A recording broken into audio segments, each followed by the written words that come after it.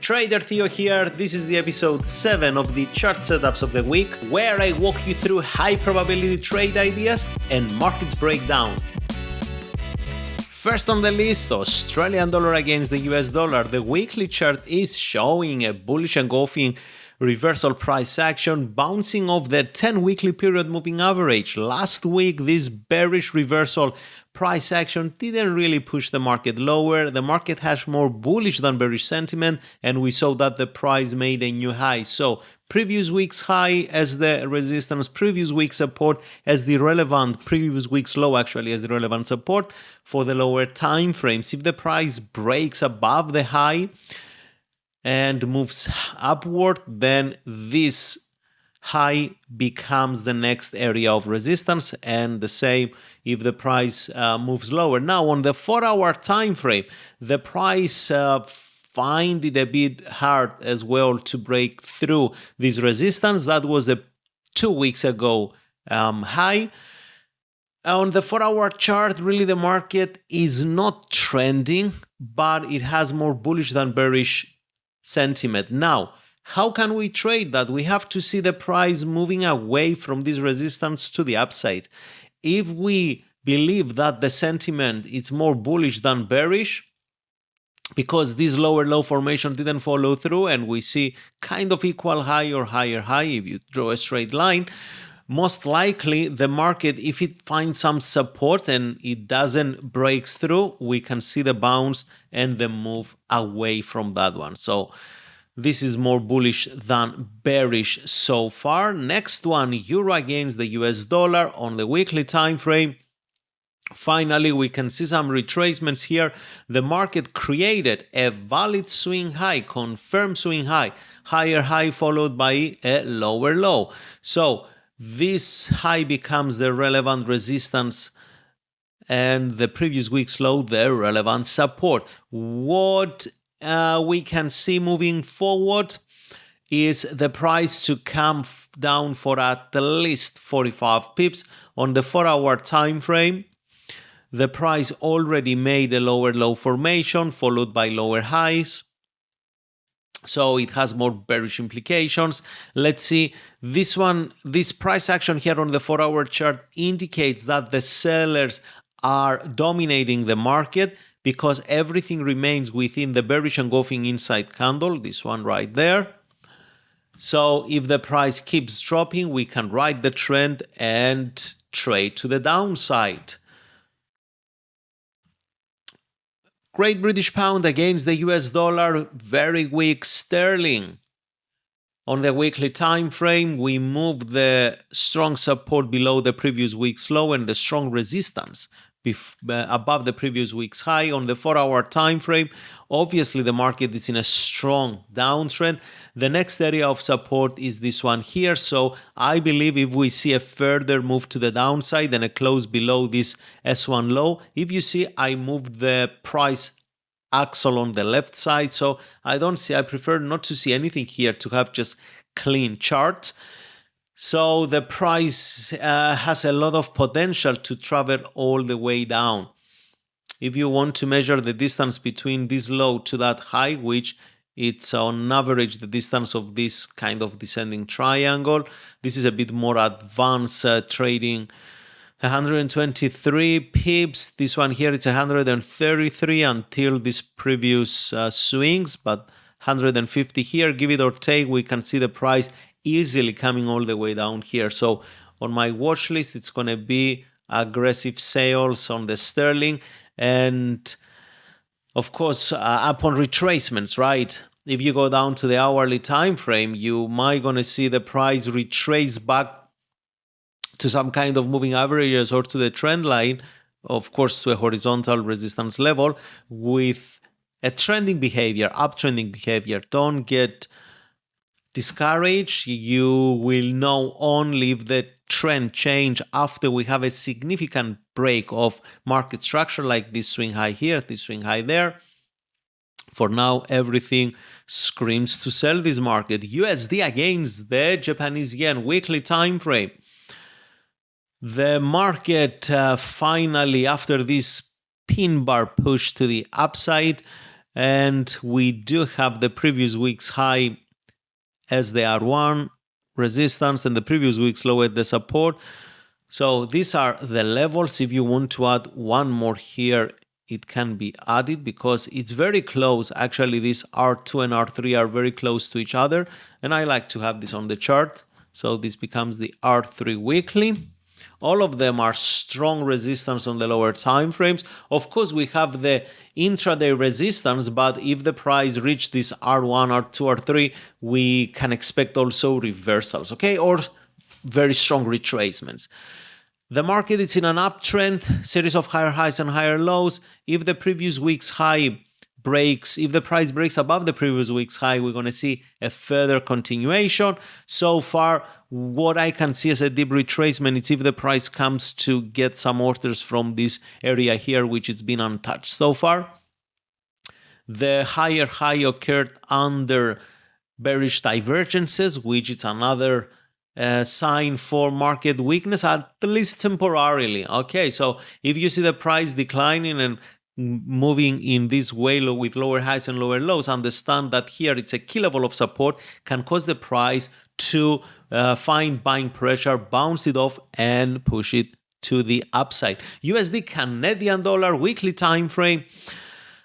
Pretty much around support here. The price made a higher high from this support. Now the levels didn't change drastically. We still have this low as another strong support. On the 4-hour time frame, price was moving downwards, lower highs and lower lows here, turned to higher highs and higher lows. So it's more bullish than bearish based on the 4-hour time frame. Another resistance we can see, it's this one up here, which it wasn't obvious on the weekly chart. And I want to have it on my chart because this is a strong resistance on the weekly time frame, because I understand most of us, we're going to trade on the lower time frames. We're not going to trade the 4-hour candles. So that high here, it can act as at least as a strong temporary resistance. If you see the hourly time frame, it's just moving sideways, or better to call it as a trendless market. I'm a little bit skeptical with the USD Canadian dollar, so I won't keep it on my watch list. Next one, euro against the Japanese yen. What's going on with the weekly chart for, I think it's the 7th week, 1, 2, 3, 4, 5, 6, the 7th week in a row with higher highs and higher lows. Guys, when the retracement occurred, it's gonna occur, okay? So I mean, it's gonna occur in a strong with strong bearish candles, because we are used to this trading environment by the Japanese yen. Nevertheless, on the 4-hour chart, this higher high occurred under bearish divergences, and we do expect some retracement. On the hourly time frame, if you want to go short, or on the 15-minute chart, this one it can offer as well, you better wait for this formation, lower low on the retracement, break and retest, find some reversal price action somewhere, as I teach you on all the trading coaching trading sessions we do with most of you guys. So keep an eye on that one. It can be a good trading setup on the lower time frame next week. Next one, USD Swissy weekly time frame. The market created an inside candle, so even the buyers, they weren't even strong to push the price lower. I won't change the levels here. The buyers to push the price higher, sorry. So on the 4-hour time frame, the market is in a strong downturn, of course. Definitely we have some room to see deep retracements, of course, absolutely. It's been a while that the market, it just goes down without any strong retracement, and currency pairs, they always behave with strong retracements at some point. The shallow retracements are not the main case trading currencies. So hourly time frame, obviously trendless, in the middle of no man's land here, so I'm not going to even look at it. I'm waiting for the price either to break above this high or below this low to start looking for long or short positions Gold market, the price on the weekly chart shows that there is a kind of bullish sentiment, a very mild higher high here, pretty much equal highs. I'm going to keep the same levels as the strong levels of support and resistance, because if the price reaches this previous week's low, here it's an empty run, a free fall, and the market usually will try to come all the way down. Okay, so on the gold, this is a sideways move. Guys, I prefer to see the break above this high, clear break and close, and I want to trade the retest on the lower time frame. Or if you want to see the market keep trading within this trendless environment, it's better to wait. Maybe it's going to break to the downside. Okay, but try not to get involved into this area because it has a very low probability to give some good runs. Next one on the list, it's the US oil. Price made a higher high, still inside of this bearish bearish reversal candle. Previous week's high becomes the R1 and previous week's low becomes the S1. R1 stands for resistance, S1 stands for support. This weekly low becomes the S2 support. The R2 remains the same. This one here, it's going to be the R3. That's another strong resistance, but it's very far away, so we don't even need it here. On the 4-hour time frame, the market has this equal highs, rising bottom, so we do expect a break above this one. Anyhow, I'm looking to target after a close break above this one on the lower time frames. I want to find those retracements to go long and target this area, which is about 72,500.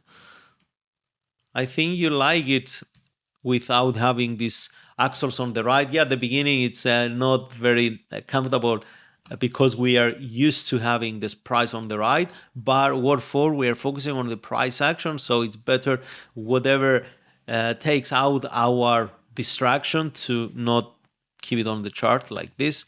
Next one, platinum. If you trade the platinum market, still higher highs, higher lows. This is what we call a double inside candle. So this candle is inside of that candle and that candle is inside of this candle. So it's a strong consolidation on the lower time frames. As you can see, the price creates this kind of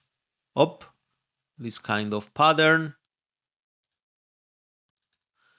We have to wait for either a break to the upside or a break to the downside, and it's going to be a promising one. So let's see where the market's going to settle, either above the all-time high or below the previous week's low. Cooper on the weekly time frame, massive higher highs above the all-time high, which it was around 5.4, $5.40. Let's see what's going to happen. Let's move the all-time high above there. This one, we don't really need it anymore. There is this inside support. Yep, here. I'll change the color to green.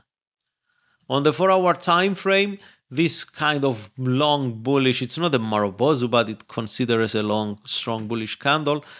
The middle of the candle can be, I just delete that one, I didn't like it. On the 4-hour time frame, here it's where the most prominent support can be, and it aligns, does it? No, it doesn't align exactly with the 61.8. It will align with the 61.8, yeah, if we use this swing down here, and from this low to that high,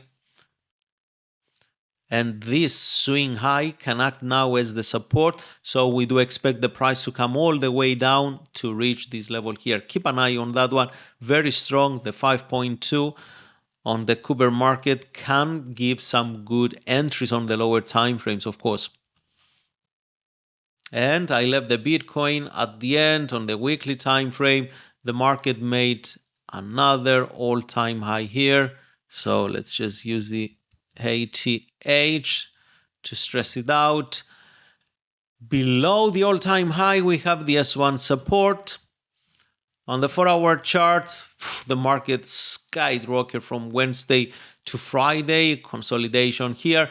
We do definitely expect the retracements around this level, where is the fair value price, and a further deeper retracement down here around 110. Guys, now we are trading around 118, let's say 500. So 118 and a half. How crazy is that? If you like to trade the Ethereum, the weekly time frame now, it has a strong bullish candle. People, they rush to buy the Ethereum and the Solana in the anticipation of a follow through after the Bitcoin's rally. There is a lot of room until we reach the all-time high on the Solana, which is the 4,100. Give it or take, depends on the exchange, but it's more bullish than bearish. 4-hour chart, higher highs, higher lows. If you go to the hourly time frame, market still makes higher highs and higher lows. You see here the middle of this bullish Morobozu candle, almost the middle got filled and the price bounced off. It used it as support. And this Solana, similar, the previous week's high or the current week's high, which we expect it's going to be the previous week's high, it's the R1. The low is down here as the S1. I repeat, this can be extremely useful when you trade the lower time frames and you see the price reaching these areas. Maybe you're in a trade, but you understand there is resistance and support to be aware of. So fairly bullish on this one too. These were your setups of the week. Ensure you manage your risk on the trades, trust your edge, and trade with confidence. See you next time.